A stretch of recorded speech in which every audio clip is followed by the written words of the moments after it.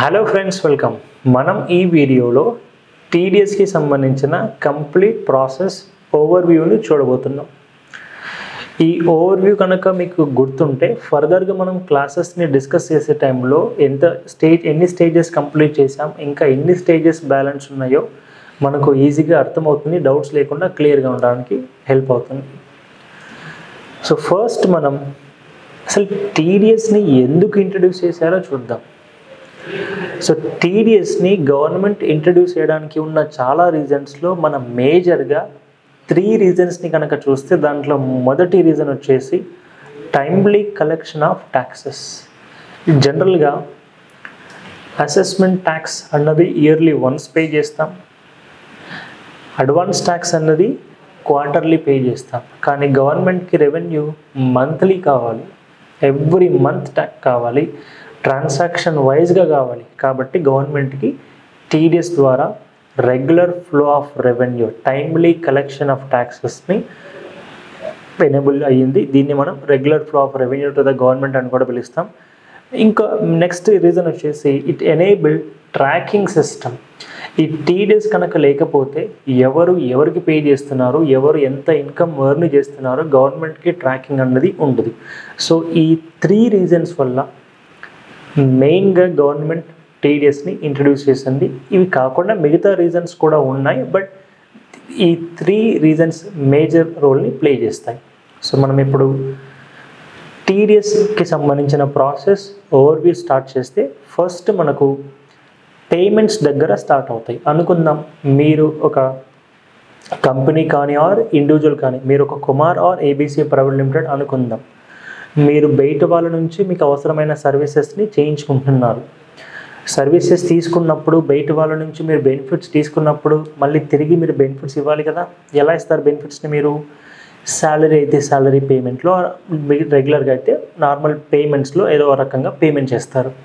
So ఇక్కడ మనం ఒక ఇండివిజువల్ కానీ ఒక ఆర్గనైజేషన్ కానీ ఇంకొక ఇండివిజువల్ కానీ ఆర్గనైజేషన్తో కానీ బెనిఫిట్స్ని తీసుకున్నప్పుడు తిరిగి వాటికి మనం పేమెంట్ చేస్తాం. అలా పేమెంట్ చేయాల్సిన టైంలో గవర్నమెంట్ కొన్ని రూల్స్ పెట్టింది. ఇంతవరకు మీరు ఫుల్ పేమెంట్ చేయొచ్చు, ఈ లిమిట్ దాటితే ఫుల్ పేమెంట్ చేయకూడదు, ట్యాక్సెస్ని కట్ చేయాలని చెప్పి.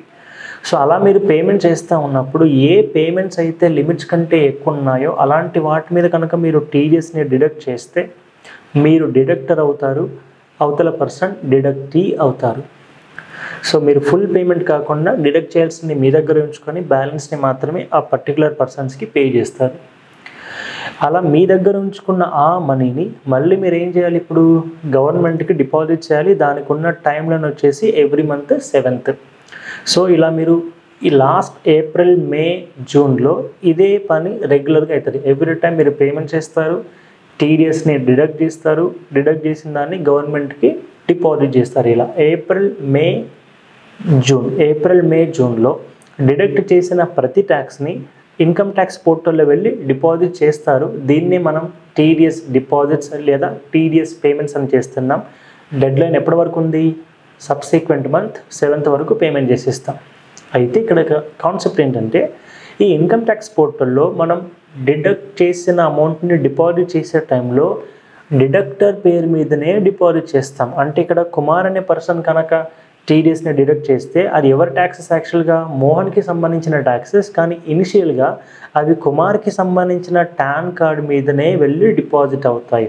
ఇలా 3 months ఎవ్రీ టైం మీరు పేమెంట్ చేయాలి, టీడీఎస్ని డిడక్ట్ చేయాలి, డిపాజిట్ చేయాలి, పేమెంట్ చేయాలి, అవసరమైతే టీడీఎస్ని డిడక్ట్ చేయాలి, దాన్ని మళ్ళీ గవర్నమెంట్కి డిపాజిట్ చేయాలి. ఈ ప్రాసెస్ అంతా మంత్లీ ప్రాసెస్ అని పిలుస్తాం దీన్ని, లేదా దీన్ని ట్రాన్సాక్షనల్ వైజ్ ప్రాసెస్ అని పిలుస్తాం. ఇలా డిడక్ట్ చేసి డిపాజిట్ చేసిన ప్రతిసారి ఇన్కమ్ ట్యాక్స్ పోర్టల్లో మనం మన టాన్ నెంబర్ మీదనే డిపాజిట్ చేసుకుంటాం. అంటే డిడక్టర్ తన పాన్ నెంబర్ మీద డిపాజిట్ చేస్తున్నాడు, కానీ యాక్చువల్గా మనీ ఎవరిది? డిడక్టీది, ఇన్కమ్ రిసీవర్ది. మనకి ఎవరైతే సర్వీస్ ఇచ్చారో వాళ్ళది మనం ప్రస్తుతానికి టెంపరవరీగా మన అకౌంట్లో డిపాజిట్, ఒక జస్ట్ లైక్ బ్యాంక్ అకౌంట్ లాంటిది, మీరు మీ టాన్ నెంబర్ మీద డిపాజిట్ చేస్తారు. డిపాజిట్ చేసిన తర్వాత మీకు ఏమొస్తుంది? వెంటనే చలాన్స్ వస్తాయి. ఆ చలాన్స్ మళ్ళీ మీరు నోట్ చేసుకుంటారు. ఓకే, ఈ చలాన్ ఈ పర్సన్కి సంబంధించిన పేమెంట్ డిడక్ట్ చేసి డిపాజిట్ చేస్తున్నప్పుడు వచ్చిన చలాన్ అని చెప్పి నోట్ చేసుకుంటారు. ఆ చలాన్స్ ఎవరి పేరు మీద ఉన్నాయి? ప్రస్తుతానికి మన డిడక్ట్ చేసిన మన పేరు మీదనే ఉన్నాయి కదా. ఇలా ఒక 3 మంత్స్ కంప్లీట్ అయిన తర్వాత లాస్ట్ 3 మంత్స్లో ఎంత టీడీఎస్ కట్ చేశారని, ఎంత టీడీఎస్ని డిపాజిట్ చేశారని, ఏ అమౌంట్ ఎవరిది అని, అంటే ఇక్కడ ఇప్పటి వరకు డిడక్టీ గురించి గవర్నమెంట్కి ఎక్స్ప్లెయిన్ చేయాలి. ఇప్పుడు డిడక్టీ గురించి గవర్నమెంట్కి ఎక్స్ప్లెయిన్ చేయాలి. అదే మనం form 24Q, 26Q, 27Q are 27EQని file చేస్తూ గవర్నమెంట్కి ఎక్స్ప్లెయిన్ చేయాలి. ఎవరు ఎక్స్ప్లెయిన్ చేయాలి? డిడక్టీ గురించి, తర్వాత డిడక్టీ నుంచి కలెక్ట్ చేసిన చలాన్స్ని డిపాజిట్ చేసిన టైంలో ఏ చలాన్ ఏ డిడక్టీ అని చెప్పి క్లియర్గా ఫామ్స్లో స్టేట్మెంట్ లాగా ఫిలప్ చేసి దాన్ని మళ్ళీ ఇన్కమ్ ట్యాక్స్ పోర్టల్లో ఈ డిడక్టర్ అప్లోడ్ చేస్తాడు. ఎప్పుడైతే ఇన్కమ్ ట్యాక్స్ పోర్టల్లో ఈ డిడక్టర్ మనం ఫామ్ టీడీఎస్కి సంబంధించిన ఫామ్స్ని form 24Q, 26Q, 27Q, 27EQని upload చేస్తాడో, ఇప్పుడు ఎక్స్ప్లెయిన్ చేసాం కదా ఏ అమౌంట్ ఏ డిడక్టీ అని ఎక్స్ప్లెయిన్ చేసాం కాబట్టి ఇప్పుడు ఇన్కమ్ ట్యాక్స్ పోర్టల్లో ఇన్ని రోజులు మన ఈ లాస్ట్ 3 మంత్స్ మన పేరు మీద ఉన్న పాన్ కార్డులో డిపాజిట్ అయిన ఈ అమౌంట్ మొత్తం ఇప్పుడు సడన్గా ఆ పాన్ కార్డ్ ఎవరిదైతే ఉంటుందో, డిడక్టర్ది ఎవరిదైతే ఉంటుందో వాళ్ళ పేరు మీదకి షిఫ్ట్ అవుతుంది. అయితే వాళ్ళు దాన్ని ఇప్పుడే విత్డ్రా చేసుకోలేరు, వాళ్ళకి అది నెక్స్ట్ ఇయర్ పనికి వస్తుంది. ఎలానో అది కూడా చూద్దాం. సో లాస్ట్ 3 మంత్స్ మనం డిడక్ట్ చేసి డిపాజిట్ చేసింది మీ పేరు మీద ఉన్నది. వన్స్ మీరు టీడీఎస్ రిటర్న్స్ని ఫైల్ చేయగానే మీ పేరు మీద ఉన్న పాన్ కార్డులో ఉన్న మనీ అంతా ఆ రిసీవర్స్కి సంబంధించిన పాన్ కార్డ్ మీదకి షిఫ్ట్ అవుతుంది. మళ్ళీ మీ పాన్ కార్డ్ అమౌంట్ 0 అవుతుంది. So pan card is just like a temporary bank account. Okay, తర్వాత ఇంతవరకు ఓకే. సో ఇదంతా కూడా ఏంటి, ఫస్ట్ పేమెంట్ చేస్తున్నారు, డిడక్ట్ చేస్తున్నారు, డిపాజిట్ చేస్తున్నారు. ఇది మంత్లీ ప్రాసెస్. తర్వాత 3 మంత్స్కి ఒకసారి ప్రాసెస్ని ఎక్స్ప్లెయిన్ చేస్తున్నారు. ఈ ఇన్ఫర్మేషన్ మొత్తాన్ని ఇన్కమ్ ట్యాక్స్ పోర్టల్ మళ్ళీ టీడీఎస్ ట్రేసెస్ అనే పోర్టల్కి షేర్ చేస్తుంది. సో ఒక క్వార్టర్ కంప్లీట్ అయిన తర్వాత లేదా ఒక ఇయర్ కంప్లీట్ అయిన తర్వాత ఫామ్ 16 ఇయర్ కంప్లీట్ అయిన తర్వాత ఇష్యూ చేస్తారు. ఫామ్ 16A క్వార్టర్ కంప్లీట్ అయిన తర్వాత ఇష్యూ చేస్తారు.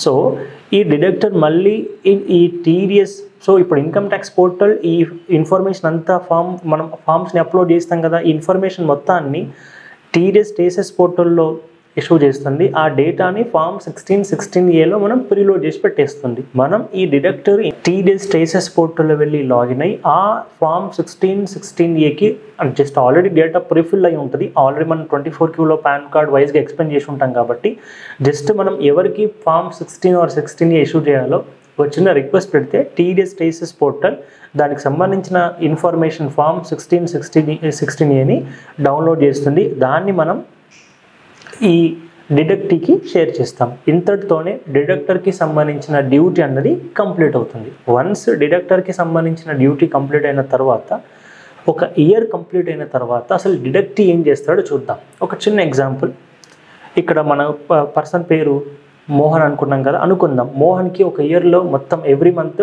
టీడీఎస్ కట్ చేశారు 10,000. సో అలా ఇయర్ మొత్తంలో కట్ చేసిన ట్యాక్స్ ఎంత అంటే 1,20,000.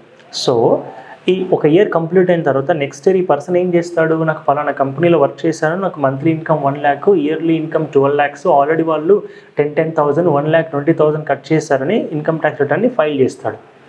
అయితే ఒకవేళ నెక్స్ట్ ఇయర్లో ఇన్కమ్ ట్యాక్స్ ఫైల్ చేసేటప్పుడు ఈ పర్సన్కి ఇంకా వేరే సోర్స్ ఆఫ్ నుంచి కూడా ఇన్కమ్ వస్తే ఆ ఇన్కమ్ని కలిపి ఇన్కమ్ ట్యాక్స్లో కనుక చూపిస్తే ట్యాక్స్ పే చేసింది ఎంత 1,20,000 అనుకున్నట్లయితే ఇప్పుడు ఇన్కమ్ ఈ పర్సన్కి పెరిగిపోయింది కాబట్టి మొత్తం ఇన్కమ్ మీద ఎంత ట్యాక్స్ పడుతుందో ఇన్కమ్ ట్యాక్స్ రిటర్న్ ఫైల్ చేసేటప్పుడు తెలుస్తుంది.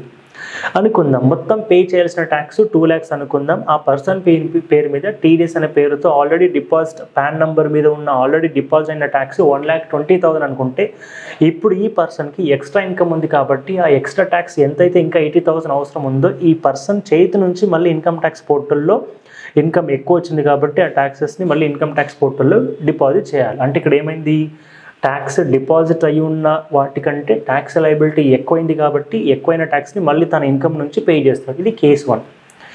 కేస్ 2 ఏంటంటే అనుకుందాం ఈ పర్సన్కి 12 lakhs ఇన్కమ్ అని మనం అనుకొని చెప్పి 1,20,000ని టీడీఎస్ని డిడక్ట్ చేసి డిపాజిట్ చేశాం కదా. అయితే ఈ పర్సన్కి ఆ వచ్చిన 12 lakhs ఇన్కంలో మళ్ళీ మెడికల్ అని చెప్పి డిడక్షన్ చెప్పి ఈఎస్ఐ పిఎఫ్ ఇలా చాలా ఎలిజిబుల్ డిడక్షన్స్ ఉన్నాయి, ఎగ్జామ్షన్స్ ఉన్నాయి, ట్యూషన్ ఫీజు ఉన్నాయి, డొనేషన్స్ ఉన్నాయి, పొలిటికల్ పార్టీస్ ఉన్నాయి, హెచ్ఆర్ ఇవన్నీ చూపించి తన ఇన్కమ్ని చాలా వరకు తగ్గించుకున్నాడు. అనుకుందాం మనం 2 lakhs అనుకున్నాం, కానీ ఆ పర్సన్కి ఇన్కమ్ 3 lakhs అయిపోయింది. 3 lakhs మీద అసలు ట్యాక్సే లేదు, కానీ ఈ పర్సన్ పేరు మీద 1,20,000 ట్యాక్స్ డిపాజిట్ అయి ఉంది కదా. ఆ అమౌంట్ వన్స్ ఈ పర్సన్ ఇన్కమ్ ట్యాక్స్ రిటర్న్స్ కనుక ఫైల్ చేస్తే, ఆ ఇన్ఫర్మేషన్ అంతా కరెక్ట్ అయితే, ఈ పర్సన్ పేరు మీద డిపాజిట్ అయిన 1,20,000తో పాటు 0.5% ఇంట్రెస్ట్ని కూడా గవర్నమెంట్ యాడ్ చేసి మళ్ళీ ఈ పర్సన్కి రిటర్న్ చేస్తుంది. ఇది ఆ పర్సన్కి సంబంధించిన రెస్పాన్సిబిలిటీ. ఇది టీడీఎస్కి సంబంధించిన కామన్ ఓవర్వ్యూ, రైట్. ఒకసారి 2-3 times వీడియోని మళ్ళీ చూడండి. ఇది చాలా ఇంపార్టెంట్ మన ఫర్దర్ క్లాసెస్కి, రైట్. Thank you.